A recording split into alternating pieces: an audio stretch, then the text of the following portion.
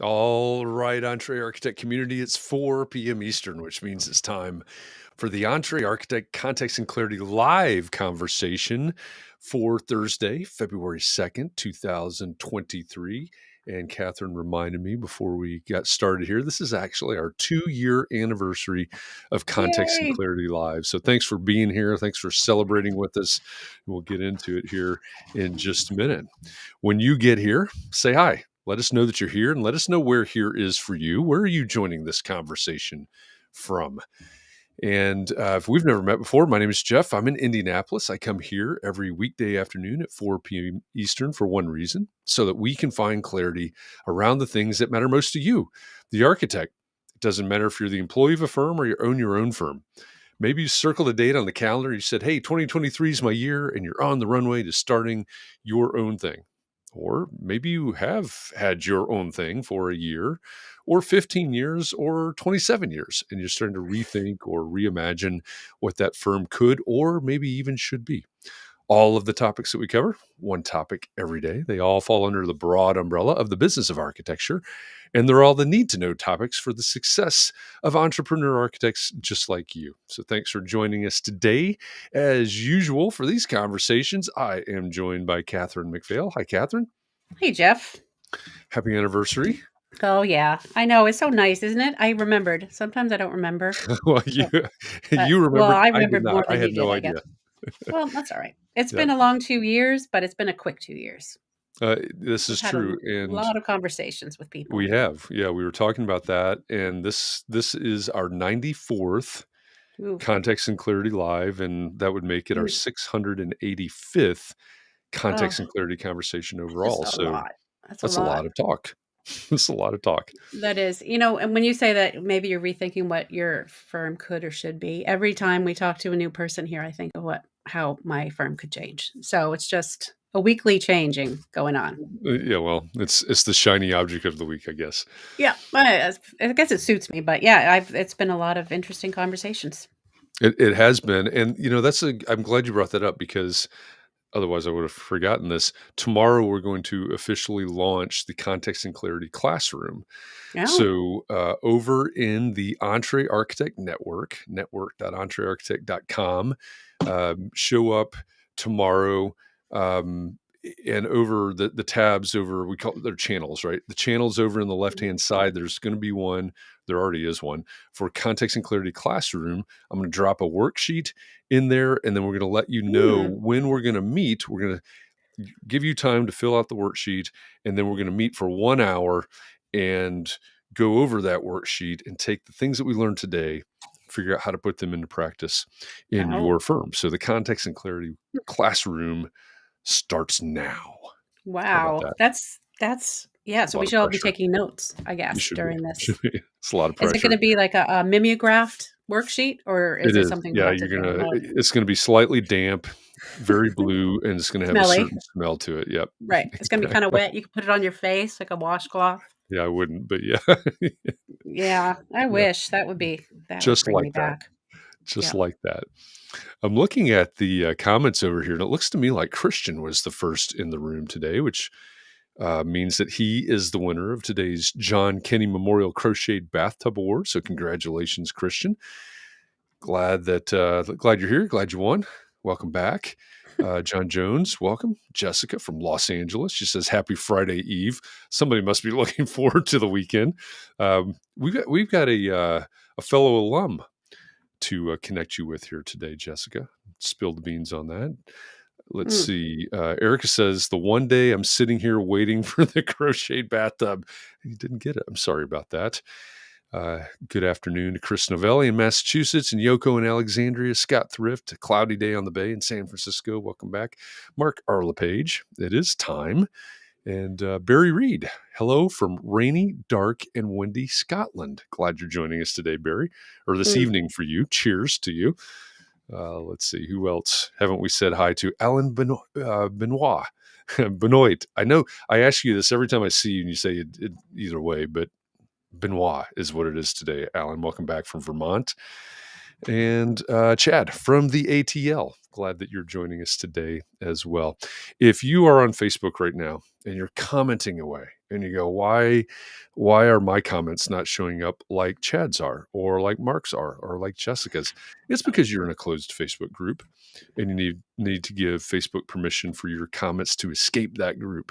So there is a URL in the bottom left-hand corner right now of your screen, chat.restream.io/FB, like Facebook, chat.restream.io/FB. Open another browser window, put that into the little bar up there, and a couple of clicks later, you will have solved all of your problems, every single one of them, It's true. especially the ones that involve getting your comments out of Facebook. But give that a shot. Those permissions do expire, so if you've done that in the past, it may be time to do it again. So chat.restream.io/FB. Now, I know we're getting a little bit of a late start. You never know what's going to happen with technology because that's the world that we live in. So Yeah, only we know what happened. that's right.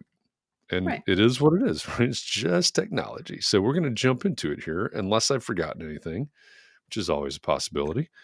We good to Oh, go? you forgot to mention what's in the green room. Oh, yes. Yeah, that's true. We may be running out by now. We've had our guests back there We for so definitely long. run out. We Yep. have junior mints. So for all of you Seinfeld fans out there, tell me in the comments about junior mints.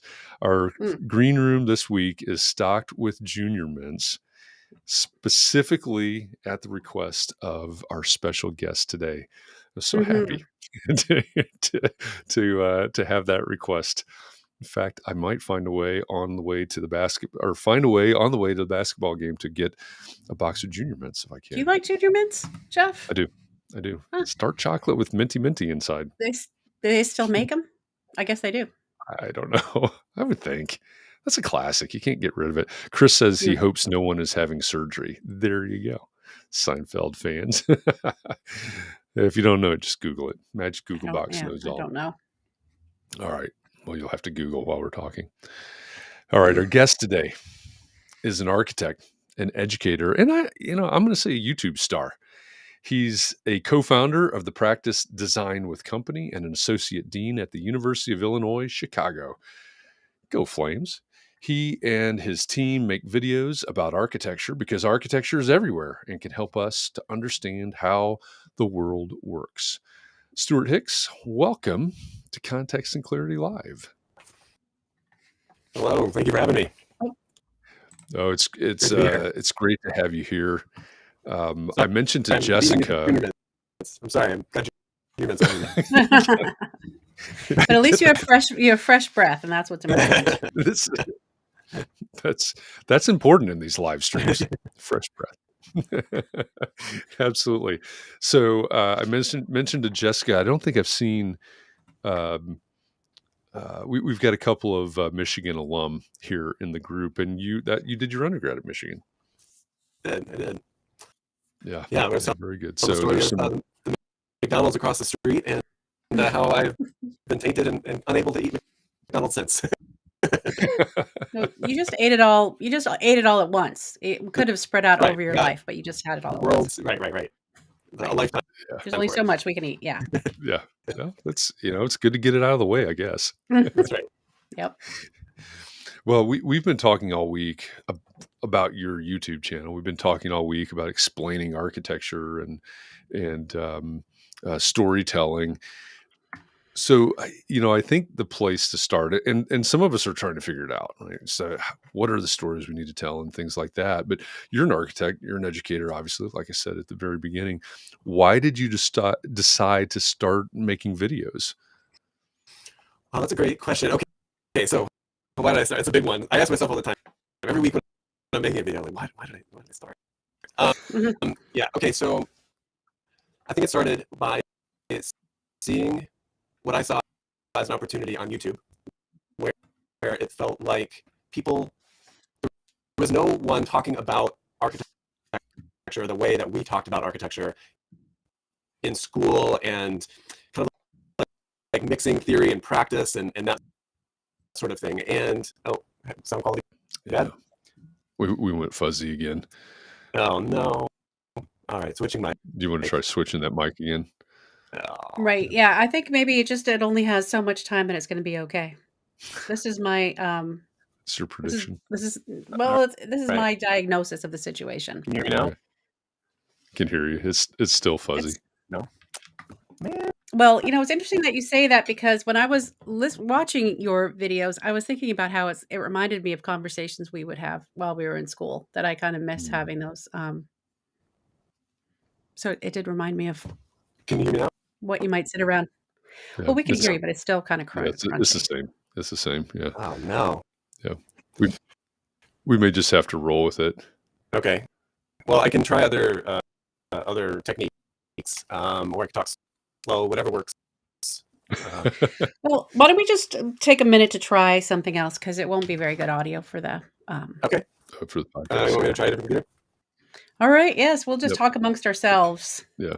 All right. Well, So for those of you that have joined us, if you have not checked out Stuart's YouTube channel yet, he's Stuart Hicks on YouTube. It's at Stuart Hicks. That's YouTube's new handle thing. But just go type Stuart Hicks and you're going to find the YouTube channel. And I originally reached out to Stuart because I've been subscribed to his channel for quite a while, and I ran across this video about the type of architect that George Costanza would be.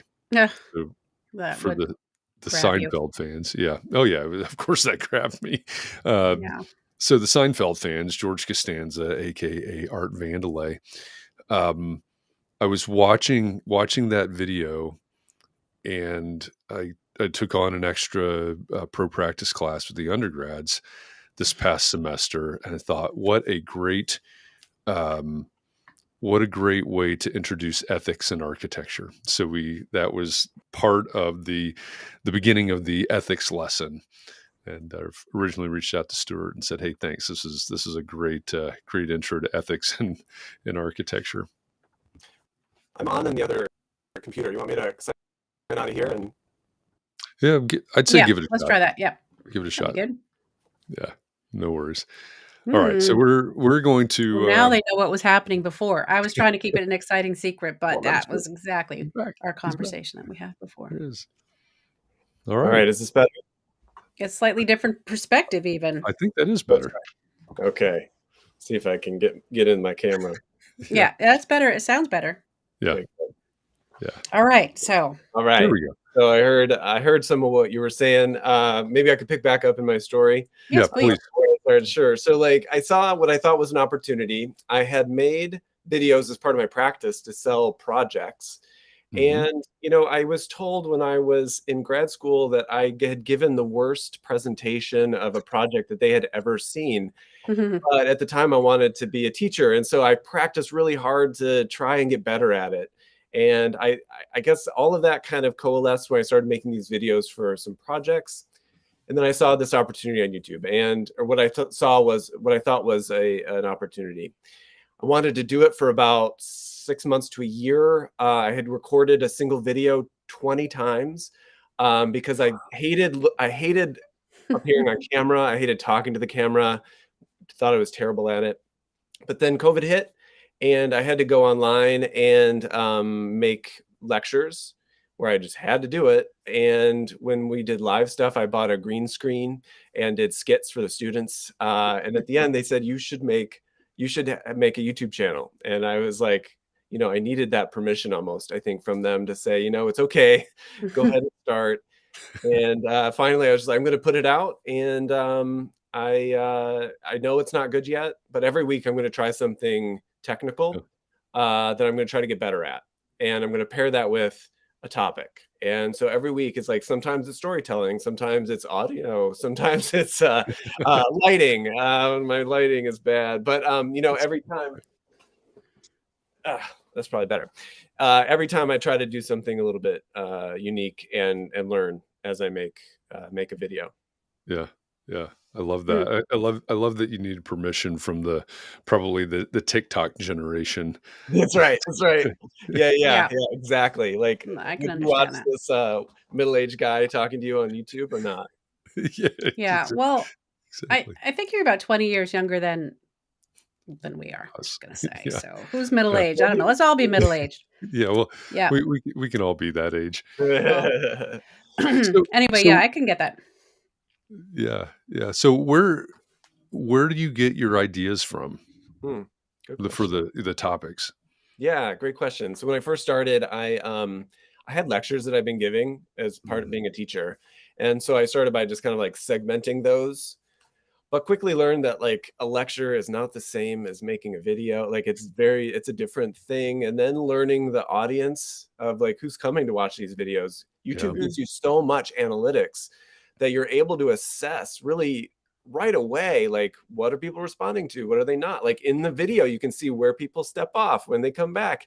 So being able to learn from that, trying to tailor it. So as far as where ideas come from, learning what the audience is appreciating, Mhm. and then trying to tie together a few different things, like what's at my disposal for being able to tell a story. Am I equipped to tell this story?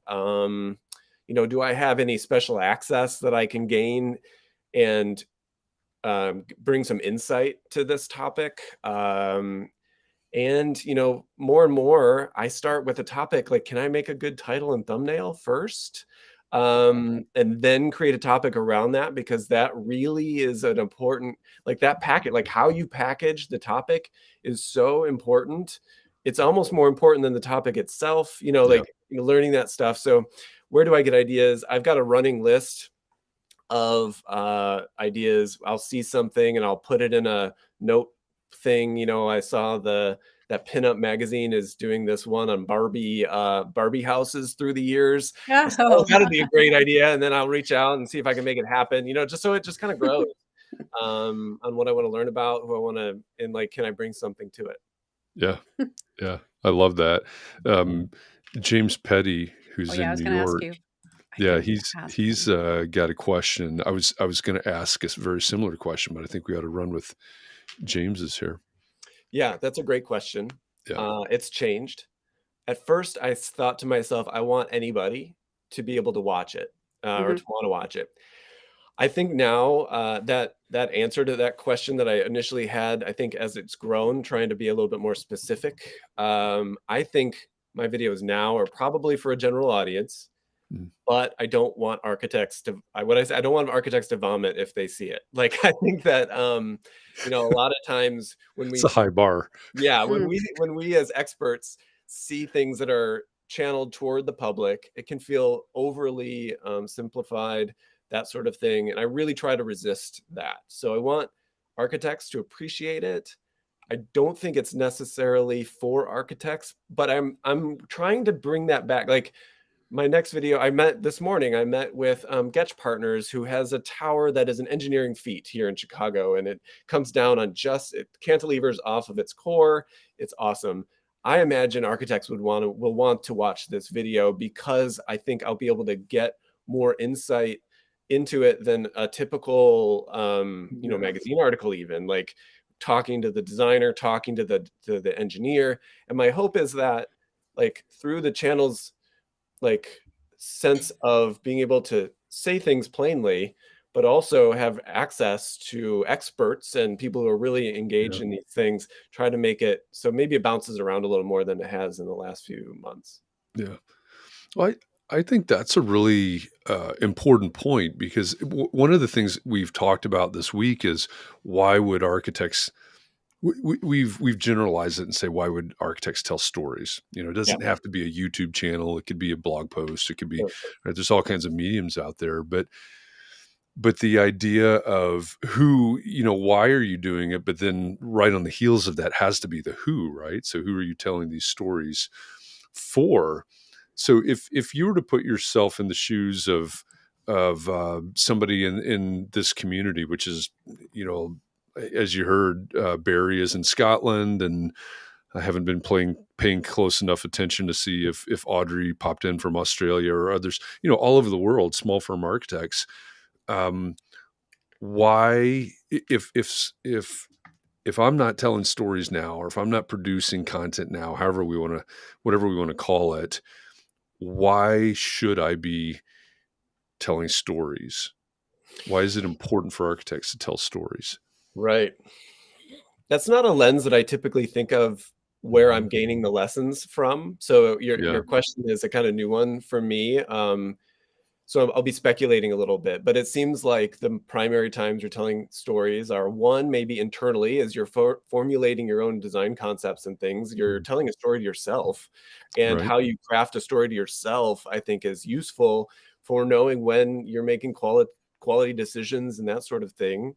Then it probably expands to talking to clients, and then as marketing, right? I think firms that have a good story, and where, depending on where it comes from, they have a good marketing leg up on marketing. So I think Sure. that Yeah. it's probably pretty intrinsic. And I don't know, one thing that resonated with me, I listened to Roman Mars, the guy who has Yeah. the 99% Invisible podcast, and he was talking about when he took the Chicago Riverboat tour, there was this building. He didn't think much of it. He didn't really like it all that much. But when the person explained that these giant corners on the building were because the CEO didn't want the anyone to have a corner office, um, that Mm. resonated with him, and he started to appreciate the building. Like he didn't like it more, but he appreciated it. And I think the Yeah. power of the building to have a story for people to connect with and understand, I think, is valuable for things we know like marketing, and talking to a client, but then also things we maybe don't quite yet know what the value could be. Yeah. Yeah. I love Yeah. that idea. I've not heard that Roman Mars story, but Yeah. it's like pulling back the veil, right? Yeah. How many people have you run into that so, oh, what do you do? Well, I'm an architect. Oh, when I was in high school, or I always wanted to be an architect, and my counselor told me I wasn't good at math, or whatever Right. the stories are, right? They took all the drafting classes, but they're still fascinated by what goes on. Sort of the backstage pass is what I call it. It's like Mhm. how do you guys design that office building or house, or whatever it is that we're working on. That's a good story with Mhm. Roman. What have been some of your favorite videos to do, and what goes into? I mean, you've talked about access, Yep. and, Mm. and looking for the unique things that you can access. Being in Chicago, I know a lot of the examples and things are based in Chicago, but Yeah. but um, but what have been some of your favorites? The current one is always the favorite, so like my children. I My favorite continues to be the one that I did about bricks. Okay. I talked to a brick expert who gives tours on Chicago brick tours. And I went to him and said, "Hey, I want to make a video with you." He was like, "Great, great." And I was like, "I have this weird idea where what if I come to you thinking that bricks are alive because of this quote by Louis Kahn that Mhm. thinks Mhm. that bricks can talk?" And Mhm. the entire premise of the video is you trying to convince me that no, no, they cannot talk. They're not sentient. And we will do your tour, but you're also kind of teaching me why bricks don't talk or why they don't have to. And he was like, "Yes, I am so on board. I used to be in an improv troupe. I That's awesome. yeah, yeah. I was in the Straight out theater." of Second City. Yes. He was like, "I was in theater. This is perfect for me." And I was like, "Great." This was the first video I had ever filmed anybody else. I had to buy wireless mics to be able to work. It was a mess, but he was so funny. Like his dry delivery of like an exasperation with me of why bricks aren't alive, and then the payoff at the end. I don't know. I don't want to spoil it, but Yeah, don't spoil it. I haven't watched it you yet. gotta watch I the won't end listen. because there's a good ending too. And I was dying laughing editing that video. I It was the first time I had to edit something that was like n- not written out for myself. Like it was a editing challenge. It presented a lot of challenges. It was a lot of fun. It was Sounds great like having fun. somebody on board and learning a lot from. And it continues to be my favorite video by far. All That's right. awesome. Let's check that out. So Yeah, everybody needs to go watch the brick video. Go yeah, yeah. find it. It's called "Bricks Are Smart, but Architects Don't Listen." Oh, That's the name of the video. I like that. I, I'm I'm pretty certain that within a couple of minutes, somebody will post the URL to that one here Yeah. in the comments. That'll be great. Well, you'll have a little Um, spike in that some There days. you go. exactly, exactly. Yeah. Now, you're obviously juggling a lot of things. You're teaching, you've got to practice, you're doing these videos, which, I'm watching these videos. One of the reasons I love live stream, and as you know, we do this every day, Yeah. is that I'm not doing any prep work, right? Right. I'm research definitely and things like that, but I'm not doing what you do. Right. Mhm. We're not doing what you do. Right. So I know a lot goes into this. So how how do you balance all three and Yeah. life and family and all those, and then how much, if any, alignment is Mhm. between these three? Do they work for or with each other? Good And how question. long does it take to put one of those videos? I was wondering that as I was Yeah. watching them. I think a video takes about 40, 45 hours or so, each, I think. I haven't tallied it, so I might be scared if I Don't did. tally it, don't Yeah, tally it. don't do it. That'll Don't just tally it. yeah. Um, Good question. At first I was doing a video a week, but it was during COVID lockdown and I had no I had no resting moment. I was working probably 12 hours a day, 7 days a week, full nonstop. When I switched to one every other week, it feels a little more manageable. I have a week of pre-planning and then a week of post-production. I do it all myself. I edit everything.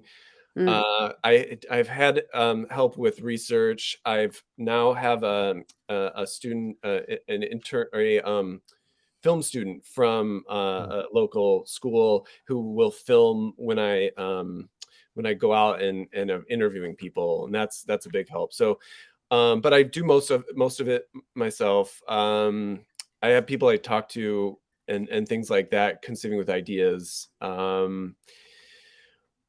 I did have a part-time person helping with the research and stuff, but for the last month, it hasn't been there. The process, yeah, like I it's about 40 hours. Start with trying to think of is it a good premise? mm, Can I get it around? Can I add anything? Then I do research, then I write everything. If Even if I have an interview, I will rewrite the video prior. mm, So and then that structures what questions I will ask in the interview, and so that it can be kind of thumbed in or combed in to the video. Each video is about 2,500 words to 3,000 words, mm. 4 pages, single space, and I I guess I need the control of it. Like the live thing mhm. makes me nervous. It feels like the anxiety of it is more than the Sure, value yeah. for me of like, okay, Just throw caution to the wind. Here we go. yeah, yeah, yeah. But maybe now, like, now that I feel more comfortable on camera and that Right. sort of thing, I might start Yeah. doing maybe like live things on YouTube or something. But Mhm. that was very anxiety producing in me at the Sure, outset. yeah. So Hmm. yeah, I write it all out, do it all as I can. It would be nice to have an editor. I think that's probably next Mhm. step. Um, Right. it's not that I think I'm good as an editor. It's just more like I almost don't know if I would know how to communicate what I would Mm, want to someone else because it's only been internal. Mhm. Like you do Yeah. everything. It's like how do I even work with someone on this? I don't even know. Like it's hard to conceive. Like so, even building that seems daunting. So yeah, I know it's a step, but I'm pushing it off probably longer than I should. yeah. Yeah. It probably won't be that hard for them to, after watching all of your material, Yeah, yeah, Mhm. understanding. You just need someone who can understand you yeah, Yeah, for sure. Yeah. and channel you. yeah. James wants to know if you film, use stock footage or if you I do. film all the B-roll. Yeah, so, I do. I have access to Getty images and video and then Storyblocks, and I have a Shutterstock, account, so I use all 3 of those. Uh, I've been more recently trying so it's hard so there's different kinds of parts of the video where it's like it's hard to tell a story about something actually, because it's like if I'm telling the story of how a building came to be, Mhm. I don't have footage of that architect drawing the thing. I don't have stuff to fill it in. That's hard to do, and it's really unfulfilling to just, like, throw in stock footage of some random architect. So, like, what you can do with what's available is they're channeled together very clearly. I've Most recently, one of the more technical problems I've been dealing with is trying to do 3D animations in there. I've known how to do it. It's just kind of like, can I get it into my workflow? That opens things up a lot because I can show sides of buildings that maybe I don't have B-roll Mhm. for, or I Yeah. can. And I also think on YouTube that plays well. It feels like you're getting information. I think like if a video is too laden with B-roll or stock footage, it feels like they just kind of cobbled this together Right. or Mm. something like that. So I think things that feel more bespoke are much better. And I'm trying to eliminate as much B-roll as possible, Mhm. but it's still a necessity. But I'm also trying to figure out how to write in a way that doesn't require B-roll. Mhm. Maybe it's about when I appear on screen, and I just don't rely on B or on other stuff. It's just me being animated versus when I do have something on screen, and trying to tailor that so that I don't need, the same amount of B-roll. Uh, Mm. so yeah, it's something I think about and try to eliminate as much as I can, but Yeah. it's also a valuable tool. Yeah. Yeah. You're becoming a full-fledged movie producer at this point. Yeah, yeah. Yeah, I was just thinking that if you just kinda came across doing this, during the, lockdown, you probably weren't thinking, "I'm gonna learn how to edit, I'm gonna learn how to get these Yeah. images and all the B-roll and blah, blah, blah." You didn't set out to be a filmmaker or It's fascinating, like, and it's so architectural, like, I've had to learn so much about lighting. I know much more. I mean, it doesn't show now because I'm off my setup. My setup is a Ferrari, and it's like if anything is off, it's like the Ferrari breaks down, it needs an engine out overhaul. But I know so much more about lighting, sound, and the way it works. Like, it's fascinating. That's all spatial. Then Mhm. there's editing, which is timing and spatial. Like, it's all architectural when I guess like everything's a nail to a hammer because I think that everything through the lens of architecture, I see it yeah. as architectural. But Yeah. as far as like learning about it, yeah, it's like I'm amazed how counterintuitive a lot of it is. Mm. Mm. Like why you need to have a light pointing from behind you to like light your, like, that makes no sense. Like, why do you need a light from behind? But you do, and and it's part of the process. Yeah. Yeah. So has has the video work informed your architecture? Good question. Um, Probably. I don't know how yet. I don't know if I would know how to characterize it. I probably would rely less on jargon to make sure, like, I don't know, maybe like less faith in someone needing to have an architecture degree to understand what I'm trying to do, I think Mm. might be part of the design process. Like, is this understand? Like, I would It's think that accessible, it's basically, to accessible. people. I think Yeah. that changes the way I design. To be honest, I design a lot less right now. Well, Because yeah, of this. you got a So full-time job making yeah, videos. yeah, yeah. I'm also my associate dean role is a facilities role. So like the nitty gritty of getting facilities management stuff done, it's like the total opposite of things. It's interesting. So Yeah. I Mhm. might also approach that differently because of the. Right, right. I did make a video about leaks that showed our architecture Yeah. building leaking, and those leaks got fixed. So So that worked. yeah, that worked too. We presented this to the trustees. Yeah, yeah, Yeah. Yeah. Wow. So is there a business case for you, right? And everybody's yeah, yeah, situation is different, but with the UIC, with your yeah. work, your architecture work, and with the videos, is there a business case for the videos It makes money on its own. A lot through of YouTube? Yeah, and outside Mhm. sponsors. A Mhm. lot of YouTubers, though, see YouTube as a way of channeling into a business something. Right. Um, Mhm. So like Eric, the guy who's 30 by 40 Yeah, workshop, Eric Reingold. Yep. yeah, Mhm. yeah, he sees YouTube as a way of like building a business. Mhm. For me, that's less important because I am a teacher and teaching is my business, and that sort of thing. So I really like making videos, like, and I like I started teaching right out of grad school. I loved doing it, and I see this as a way of elevating teaching. When you're teaching at a university, the university doesn't care how good of a teacher you are. Like, they care about, research dollars and stuff.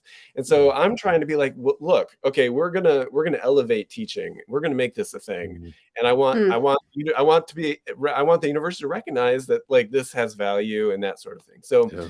that's me. That's my business. So I love video. I love architecture in video. If there is an escalation of what I'm doing, I would think it would be about like moving to documentaries or other Mm. formats of Mm. continue to make videos. I don't see this as like building a business of even like selling online course classes or anything. Like, Right. Yeah. I teach all the time. I have no real interest in making online classes or something like that. So Yeah. Mm. in answer, like, no, I think it is what it is for me at this stage. Maybe at another stage it'll change, but for me, Yeah.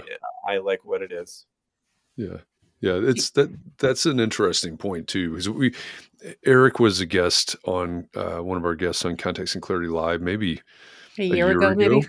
Yeah. Yeah, Yeah. yeah, that seems about right, and, in talking with Eric, I forget what the number is, but something like 70-80% of his income is coming from passive income from, like you Yeah. said, it's courses, it's affiliate, it's all of these things, which is a different approach from yours. Yeah. And Eric makes fantastic videos as Yes. well, but like you said, they're different purpose, different Yeah. outcome, intended outcome there. I mean, if there is a similarity, it's like I get my income from the university, and Mhm. this is seen as research, Yeah, engaging with the public. So, to me, I'm just not that business oriented either. Like, I'm an academic, so I get a regular paycheck, and like the roller coaster of YouTube and stuff. Like, I would never be able to rely, like, just to rely on the income would be scary. It'd be so scary. Like, I would freak out. Mm. that's funny. I The Go Oh, ahead. sorry, Jeff. I'm just thinking about putting it into practice, and there are thousands, hundreds of thousands of architects, and what if we all did videos, and would we think it's already been done, or Stuart's already done that video? Do you think there's a room for all of us to make videos about what we're interested in? For Or sure. I mean, YouTube works well when there's a personal, uh, when it's sort of personal. So if you're making something and you have a passion about the thing you're making, and you think that a YouTube video or whatever would be a good venue for exploring that, by all means. Like, I don't, I think so. Related to your question, I doubt 100,000 architects want to be YouTubers, right. but there, I think, is a real intelligence in thinking about the different media that one can be able to engage, like YouTube, and understand. I have a theory about like how space is presented on YouTube. Like, I think YouTube Mm, as a medium for talking about space is very particular. It's about stories. Like, if you watch the really popular videos on space, it would be like Architectural Digest home tours, and like Mm. those I think are popular because here's someone who's telling you why this thing has a story. Like, why I picked this house because it has a history, and I like this vase because my mom gave it to me, and people eat that stuff up. And I think YouTube, if you're thinking about putting a video on YouTube and you want to talk about your work, understand that YouTube is a medium about telling stories, and that it's not just about the visual walkthrough, for instance. Like, that won't play on you. No one will watch that really on YouTube. Like, pretty visuals are a very, like, that only gets you so far. And I think one other thing that I've learned is, if you're relying on people to come to the video because you're saying that this is architecture, and you're saying like you're trying to present this as if you should watch this or like this because it's architecture. That's not a good approach, because I don't think a lot of people just intrinsically like something because it's been called architecture. Like that isn't a like you gotta, I think, tell the story, talk about why people should care about this, and just because it's architecture isn't the reason. That's the reason I care. Like that's what's I think interesting is like I want to promote architecture. Like that's what I care about, Mhm. but it's not a good reason for a video to exist. So I think that that kind of recalibration of like thinking about your audience, not relying on, well, this is architecture, so you should find this interesting.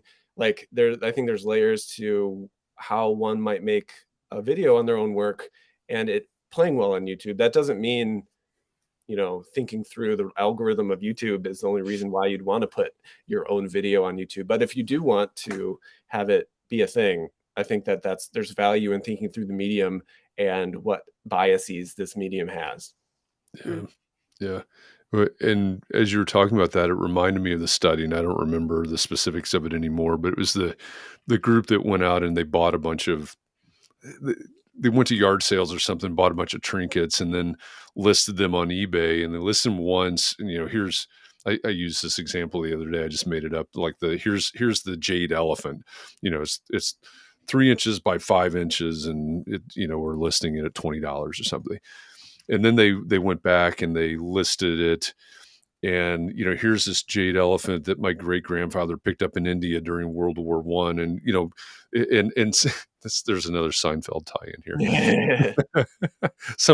It's going to come up in the comments here momentarily, but I forget what the numbers were. It was they sold at an exponentially higher dollar amount when there was that story attached, when someone could visualize and create an emotional attachment.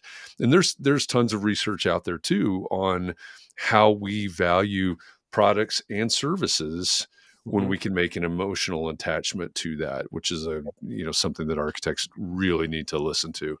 For sure. When we start talking about the value of an architect, right?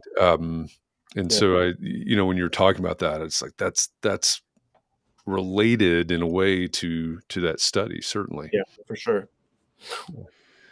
Hey, there's Adam. Adam's got a great question. Great to have you here, Adam. Yeah. He says, Any advice? well, you Sorry, can go read ahead. it, Jeff. Okay. Any advice for someone that's just starting their career in teaching architecture? Adam is at a different school in Chicago. Oh, really? Does it start with an I and a T and in the middle? They don't need to buy a vowel. That's a great question. I think when I started teaching, I think the thing that I learned as I have taught longer is how to listen to the students and meet them where they are and prod them towards certain areas of knowledge and things like that without having it feel like you're too heavy-handedly saying, no, they're wrong, you should be doing this, and that sort of thing. I think when I first started teaching, I probably had a real wall up. It was like, no, I'm right, listen to me. But I was really young too. So I was 26 or something when I started teaching. So I wasn't much older than them. And I felt like I had to establish my authority. And I regret that. Maybe I had to do it because I was so young, but like now, treating the students with a lot of respect, listening to what they're saying, even if their ideas, like even if you've seen it before and you think it go a different way, trying to give them advice in a way that empowers them rather than tries to shut them down and reassert your own thoughts. I think that that's the biggest advice, is try to empower it. Like the rhetoric of like, you got to break them down. And then like that, that's such an outmoded idea. And no one would do that these days. But, like it's so, some of my old teachers that I had when they were old, it was a different time and they thought it was about breaking you and then building you back up. And, I just don't prescribe to that. So I think that's my biggest advice.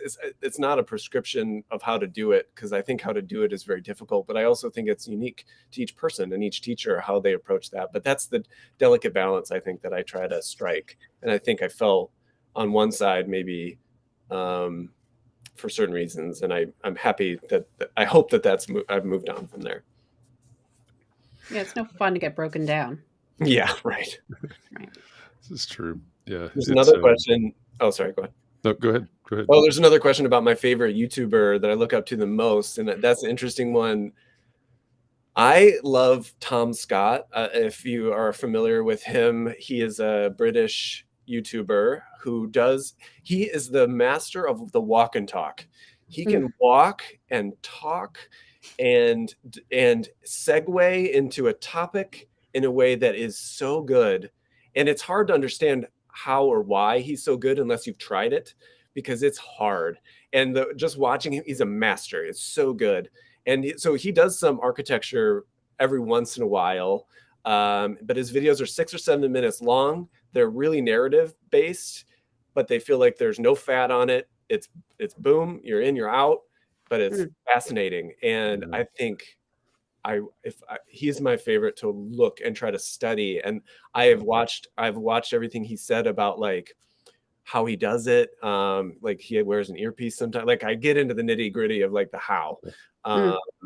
And there's another one today that I watched, Climate Town, who's really good, and it's all about climate science and stuff. And he has a video style too that it's like I can't figure out how he does it. Like, and it's like, how does he write it? How does he deliver it? Like, there's a mechanics to it that I think is really fascinating. So I'm going to study him for a minute. It's also very funny. That's a bonus. Yeah, studying your craft. Yes, Tom Scott and Climate Town. Yeah. Climate Town. Okay. Yeah. Well, we're right up against the top of the hour, which is pretty amazing how quickly this has gone. This has been a lot of fun. Yeah. As you think about everybody that's in the audience right now and everybody that's going to watch this, at some point down the road, what advice do you have for an architect? And again, for everybody that's out there, we're talking about YouTube because that is definitely Stuart's world. I mean, go over to his YouTube channel, Stuart Hicks. Great videos there. I don't even know how many. There's a lot of videos there. In the 90s, I think. 90s, yeah, and everything from. I think there's a little bit of a dose of humor here and there in all of them, but some purposefully humorous topics all the way through, some famous architects of the past and linear cities and everything, and toilets and everything else in between. Toilets. I was wondering about the B-roll on the toilets, and that was all stock footage. Okay, yeah, I get that now. But I was thinking, That was your reaction. Oh, is he really going to drop his pay? Okay, yeah, he did. He's going to sit down. Wasn't me. Stand in. Had a body double. But that is definitely Stuart's world, and what he's doing is awesome. That doesn't have to be you, right? This could be a blog, or it could be TikTok or Instagram, whatever, right? But podcast, yeah, that's a great point. What advice do you have for people that are saying, there's something that I need to get out? Where's that thought process start? Maybe it's a strategy level or something else, but or maybe it's just start. I don't know. What do you think? What's your advice? My advice: respect the audience, try to understand the audience, and also try to understand your medium. I think that those are my pieces of advice. Great pieces, yeah.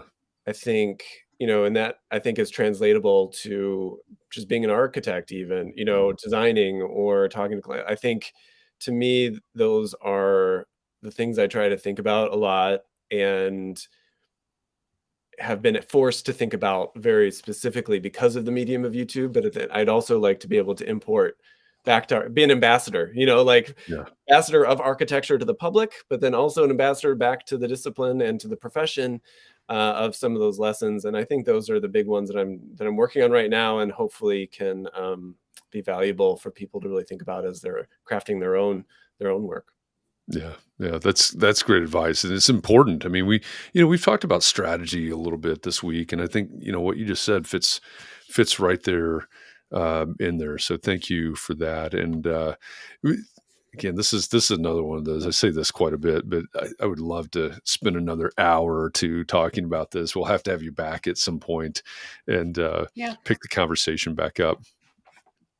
It's been a lot of fun. Thank you for having me. Really appreciate it. Yeah, absolutely. And as always, for everybody out there, again, thank you. If you missed it at the beginning, this is our 2-year anniversary of Context and Clarity Live, which I did not Yep. realize until Katharine brought it up when we were backstage. So thank you to all of you for 2 years. Right, I say this every week, but if it weren't for you, we wouldn't be having this conversation with Stewart right now, right? We wouldn't be 94, I think, Context and Clarity Lives in 2 years in at this point. So thank you to all of you for this. Coming up next week, we have Lakeisha Woods, who's the CEO of the American Institute of Architects. She'll be joining us next Thursday at 4 p.m. Eastern. So tune in for that. We're going to wrap up this week-long conversation about storytelling for architects tomorrow. And the question for tomorrow is, when should architects tell stories? So we've started out, see if I can get this right. Why, what, how, and when is the what we've been hitting on. And of course, who's been wrapped into all of this. Yeah. So join us for that discussion tomorrow inside the Entree Architect Community Facebook group at 4 p.m. Eastern, and we'll talk storytelling again. It's been a great week. It's been a fun week, and we've learned a lot this week. So thank you to everybody. As always, please be well, stay safe, keep those around you safe and well. Find a little bit of time to breathe and relax. We need that. Find a way to rejuvenate. You've got to pace yourself when you do this every single day. So thanks for going along this journey with us. And again, Stuart, thank you very much for this. Keep up the great work on the videos. I'm always ready for the next one. And Katharine, as always, thanks for co-hosting this with me. My And pleasure. we'll see everybody again tomorrow, if not next week. Thanks, everybody. We'll see you soon. Thank you.